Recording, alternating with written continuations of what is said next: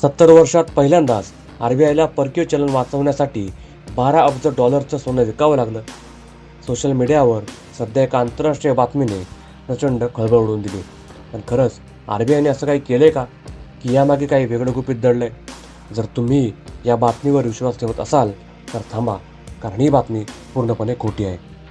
ब्लूमबर्गच्या या दाव्याला RBI आणि भारत सरकारने अधिकृतपणे फेटाळून लावले. भारताने एक ग्रॅमही सोनं विकलेलं नाही, पण या खोट्या बातमीने देशातील लोकांना एका अशा जखमेची आठवण करून दिली, जी भारताच्या इतिहासात कधीच विसरता येणार नाही.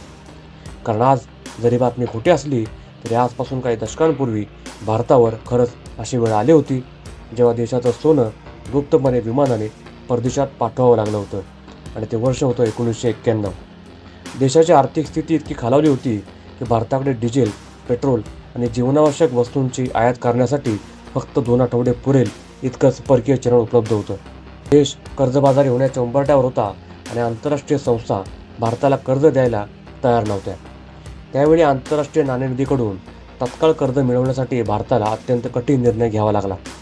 RBIच्या वॉल्टमधून तब्बल 47 टन सोनं अत्यंत गुप्तपणे ट्रकमध्ये भरून मुंबई विमानतळावर आणलं गेलं आणि तिथून ते बँक ऑफ इंग्लंडकडे पाठवण्यात आलं. हा एअरलिफ्ट इतका गुप्त होता की कस्टम अधिकारी आणि काही मोजक्या मंत्र्यांशिवाय कोणाला याचा पत्ता नव्हता. पण जेव्हा ही बातमी लीक झाली तेव्हा देशात प्रचंड संताप आणि खळबळ उडाली होती. भारतासाठी तो एक भावनिक आणि अत्यंत वेदनादायी काळ होता. 1991 सोनं गहाण ठेवून आपण परिस्थिती सांभाळली होती. मात्र आज सोशल मीडियावर पसरणारे RBIकडून सोनं विकल्याची बातमी पूर्णपणे निराधार आहे.